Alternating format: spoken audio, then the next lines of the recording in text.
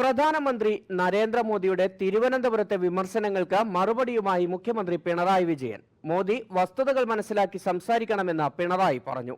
പ്രധാനമന്ത്രി തന്റെ പദവിക്ക് ചേരാത്ത രീതിയിലാണ് പലപ്പോഴും സംസാരിക്കുന്നത്.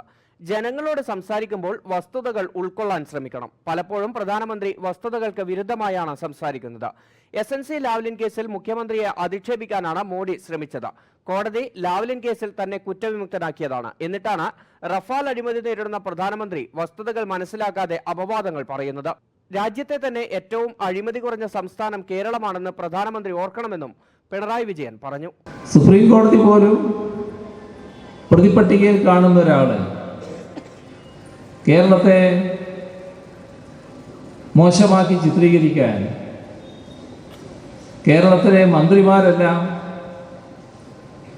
അഴിമതിക്കാരാണെന്ന് പറയാൻ തയ്യാറാവുകയാണ്. പിന്നെ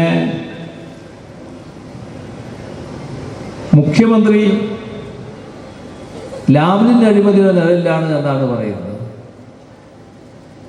അവിടെയാണ് റാഫേലുമായി ബന്ധപ്പെട്ട് പ്രതിപട്ടികയിൽ നിൽക്കുന്ന നിങ്ങളും ഒരു കോടതിയുടെ പരിശോധനയുടെ ഭാഗമായി തന്നെ കുറ്റവിമുക്തനാക്കപ്പെട്ട നിങ്ങൾ പരാമർശിച്ച മുഖ്യമന്ത്രിയും തമ്മിലുള്ള വ്യത്യാസം കിടക്കുന്നത്. മാത്രമല്ല, രാജ്യത്ത് തന്നെ ഏറ്റവും അഴിമതി കുറഞ്ഞ സംസ്ഥാനം കേരളമാണ് എന്ന് രാജ്യം സാക്ഷ്യപ്പെടുത്തിയിട്ടുണ്ട് എന്ന കാര്യവും പ്രധാനമന്ത്രി എന്ന നിലക്ക് നിങ്ങൾ അറിയണം. നിങ്ങൾ ഈ നാടിനെ അപമാനിക്കാനാണ് പുറപ്പെട്ടത്. ഭക്തിയുടെ പേര് പറഞ്ഞ് ഭിന്നിപ്പുണ്ടാക്കി വോട്ട് നേടാനാണ് സംഘപരിവാർ ശ്രമിക്കുന്നത്. ചില ക്ഷേത്രാചാരങ്ങളെ കൂട്ടുപിടിച്ച് കലാപമുണ്ടാക്കാനാണ് ഇവരുടെ ശ്രമം. ചില ക്ഷേത്രങ്ങളിൽ നാമജപം നടത്തിയതിന്റെ പേരിൽ കേസെടുത്തു എന്ന് പറയുന്നത് സംഘപരിവാർ അജണ്ടയാണ്. നാമജപത്തിന്റെ പേരിൽ ആരെയും ഇതുവരെ കേരളത്തിൽ അറസ്റ്റ് ചെയ്തിട്ടില്ല.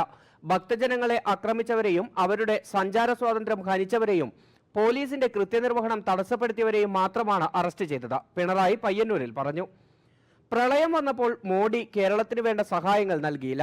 ഒരു സാഡിസ്റ്റിനെ പോലെയാണ് മോഡി പെരുമാറിയത്.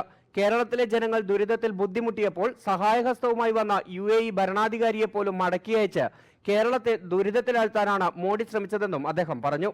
നോട്ട് നിരോധന സമയത്തും കേരളത്തെ സാമ്പത്തികമായി തളർത്താൻ മോഡി ശ്രമിച്ചു. കേരളത്തിലെ സഹകരണ ബാങ്കുകളെ നിയന്ത്രിച്ച് സാമ്പത്തികമായി തകർക്കാനുള്ള ശ്രമവും മോഡി നടത്തിയെന്നും പിണറായി വിജയൻ കുറ്റപ്പെടുത്തി. ഇന്ത്യയെ വർഗീയ ശക്തികളിൽ നിന്ന് സംരക്ഷിക്കാൻ കോൺഗ്രസിന് കഴിയില്ല. പ്ലാവില കൊടുത്ത് ആടിനെ മയക്കുന്നത് പോലെയാണ് കോൺഗ്രസ് പ്രവർത്തകരെ BJPയിലേക്ക് മയക്കി വിളിച്ചുകൊണ്ടുപോകുന്നതെന്നും പിണറായി വിജയൻ പറഞ്ഞു.